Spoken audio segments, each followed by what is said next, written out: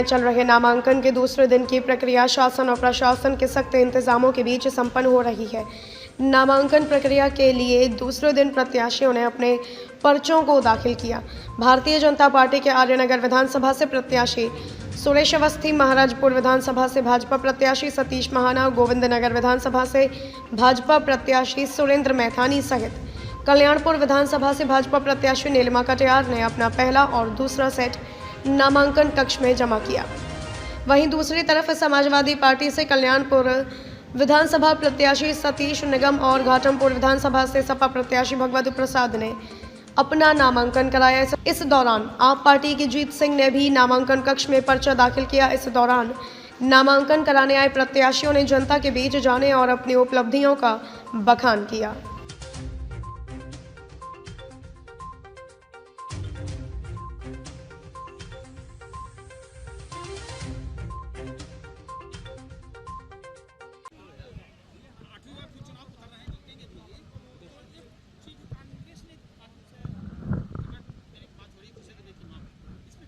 देखिए, कांग्रेस किसी को भी टिकट दे, कांग्रेस में प्रत्याशी नहीं है। कांग्रेस अपनी पहचान, जिस समय कांग्रेस ने लोक विधानसभा के चुनाव शुरू है तो उन्होंने कहा कि जो 11,000 रुपए देकर फार्म भरेगा तो उसको प्रत्याशी के बारे में सोचेंगे। तो उनके बाद ढूंढ रहे थे कि 11,000 रुपया कौन जमा कराएगा। इसका मतलब उनका न तो सिस्टम है ना नीचे संगठन है जो उनको बता सके कि कौन उनका प्रत्याशी चुनाव लड़ने की स्थिति में है। कांग्रेस आज अपने अस्तित्व के लिए लड़ रही है, अपनी पहचान के लिए लड़ रही है। उत्तर प्रदेश के 403 विधानसभा सीटों में अभी उनके पास 7 हैं, 2022 में 2 रहेंगी, उससे ज्यादा उनको मिलने वाली नहीं है।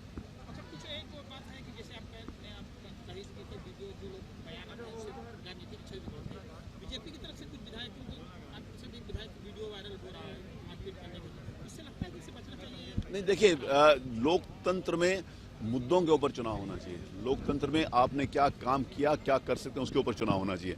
लोकतंत्र में पार्टी की नीतियों के आधार के ऊपर चुनाव होना चाहिए। किसी भी प्रकार की कोई भाषा जो चुनाव आचार संहिता के अनुरूप भी नहीं हो और व्यक्ति के स्वभाव के अनुरूप नहीं, मर्यादाओं में हर व्यक्ति को रहना चाहिए। एक मूल बात और है, आप हैं 8वीं बार लड़ने जा रहे हैं, बेटा भी तैयार हो गया है, पोता भी। नहीं, मेरा ग्रैंडसन बहुत छोटा, अभी क्लास 4th में पढ़ता है। उसका चलने लगा तो वो कहने लगा कि दादू हम साथ चलेंगे। अभी बहुत छोटा है। अभी अपनी विरासत है, अपने पोते को ज्यादा पसंद करते हैं। देखिए, हाँ, स्वाभाविक रूप से उसको पसंद करते हैं। वो मेरे लिए बहुत कुछ है और सब कुछ है, लेकिन राजनीतिक दृष्टि से अभी मैं काम कर रहा हूँ और अभी मैं स्वस्थ हूँ। और किसी भी प्रकार का भी बहुत छोटे बच्चे हैं, इस प्रकार का भी एक काल्पनिक प्रश्नों का कोई उत्तर नहीं हो सकता। आप सबकी दया और जनता का स्नेह, प्यार, विश्वास है तो निश्चित रूप से मजबूत रहेंगे। हाँ, देखिए, आज मैंने शुभ मुहूर्त पे 12:57 पर जो मेरा मुहूर्त था उस पर मैंने पर्चा दाखिल किया और गोविंदनगर विधानसभा में पहले नंबर पर ही मेरा पर्चा दाखिल हुआ और पहले ही नंबर पर इस फार्म को भी मैंने 11:11 पर 25 तारीख को प्राप्त किया था। और जिस प्रकार से मेरे 2.25 वर्ष पहले ही मैं विधायक बना, लोगों ने मुझे आशीर्वाद दिया और विधायक बनते ही तुरंत कोरोना की लहर आ गई और 1.5 वर्ष कोरोना की दोनों लहरों में कोरोना की भेंट चढ़ गया। मात्र 10 महीने का मैं विधायक और 10 महीने में मैंने प्रमाणित किया है कि किस प्रकार से एक विधायक को अपने आचरण, व्यवहार और सरल उपलब्धता के आधार पर अपने सुलभ लोगों की रीच में रहते हुए कैसे अपना आचरण व्यवहार करना चाहिए, लोगों की सेवा करना चाहिए, दुख दर्द में खड़ा होना चाहिए और उसके अलावा लगातार लोगों के लिए सेवा करते हुए और सदन का प्रयोग करते हुए माननीय योगी आदित्यनाथ जी की कृपा से और माननीय नरेंद्र मोदी जी की कृपा से, प्रधानमंत्री जी और मुख्यमंत्री जी की कृपा से 225 करोड़ रुपए के काम मात्र 10 महीने में मैंने कराने में सफलता प्राप्त की, जिसकी पूरा चिट्ठा मैं जनता के सामने पेश कर रहा हूं कि जनता मेरी कॉपी को जांचे। और मुझे विश्वास है कि जनता मुझे पूरा आशीर्वाद दे रही है और मेरे साथ पूरी जनता मेरा चुनाव लड़ रही है।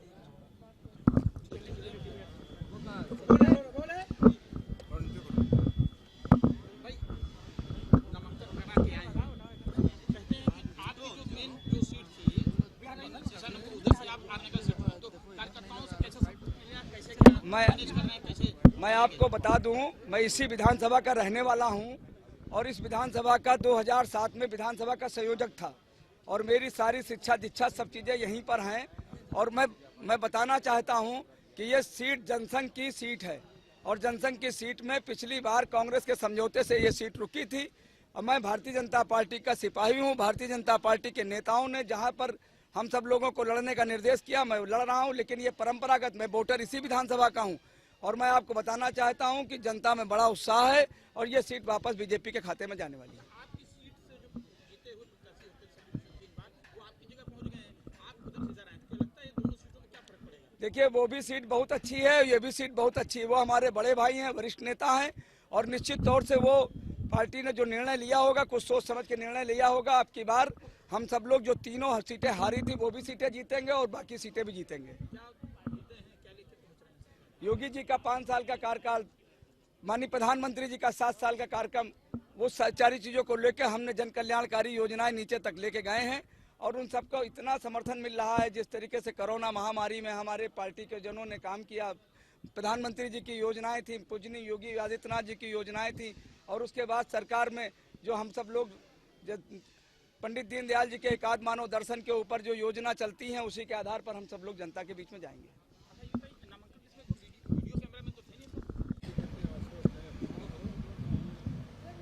अब आश्वस्त तो बहुत हैं, मैंने काम भी बहुत किए हैं और आश्वस्त होने का एक ये भी आधार है कि मेरे कल्याणपुर के लोगों से परिवार के रिश्ते हैं और मेरा मानना है कि परिवार के रिश्ते भी जीतेंगे और हमारा काम भी जीतेगा।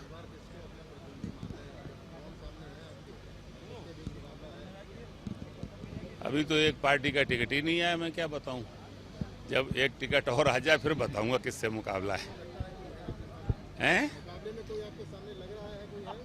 अब ये तो जनता तय करती है यार कौन मुकाबले में है? अब फिलहाल दिख तो कोई नहीं रहा, बाकी देखेंगे, वक्त बताएगा।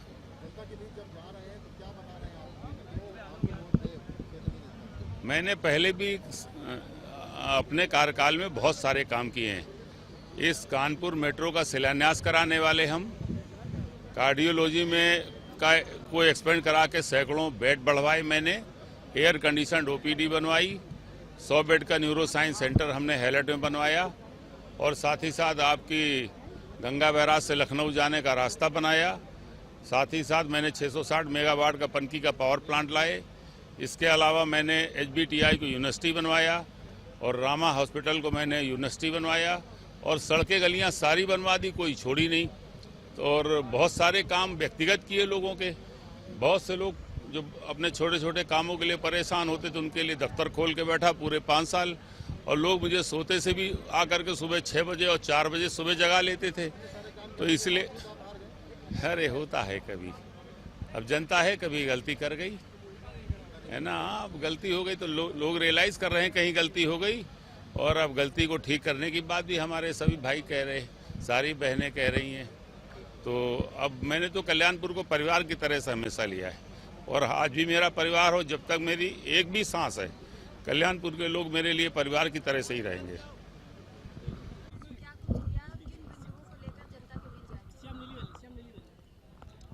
ऐसा है कि हमारा 45 साल का राजनीतिक कैरियर है, हम किंग मेकर रहे हैं। हम 20 लोगों को MLA और 10 लोगों को MP बना चुके हैं, जाने कितने लोगों को मिनिस्टर बना चुके हैं। और मेरा मुद्दा ये है कि जो जाति व्यवस्था के शिकार लोग हैं इनको न्याय दिलाना, भारत को स्वर्णिम भारत बनाना और जो अन्यायपूर्ण व्यवस्था है, अन्यायपूर्ण संपत्ति, अन्यायपूर्ण वितरण, अन्यायपूर्ण भागीदारी, इसको न्यायपूर्ण बनाना। 2 लोगों के हाथ में पूरा देश जा रहा है, सरकारी संस्थान बिकते चले जा रहे हैं, नौजवानों को आउटसोर्सिंग के बहाने से 7,000 में पढ़े लिखे नौजवान वो 4th क्लास में नौकरी कर रहे हैं, 30,000 बिचौलिए खा रहे, 20,000 उनका, और क्लास 3 में मात्र उनको 9,000 8,000 रुपया दिया जा रहा है। बीच वाले बिचौलिए सब खाए दे जा रहे हैं। जो माता पिता ये सोचता है कि हमारा बच्चा बुढ़ापे का सहारा बनेगा, कर्ज लेकर के बच्चों को पढ़ाते हैं और उनका भविष्य क्या होगा जब उनके ऊपर ब्याज पर ब्याज चढ़ता चला जाएगा। 9,000 से वो कैसे बच्चों को अपने पालेगा, कैसे किराए पर मकान लेगा, कैसे बच्चों को पढ़ाएगा, कैसे कर्ज देगा। ये पूरा देश का नौजवानों का भविष्य अंधकार में जा रहा है, सरकारी संस्थान बिकते चले जा रहे हैं।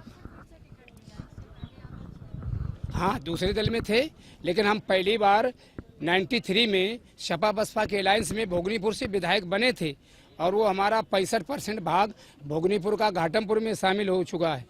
तो हमारा तो ये पुराना क्षेत्र है।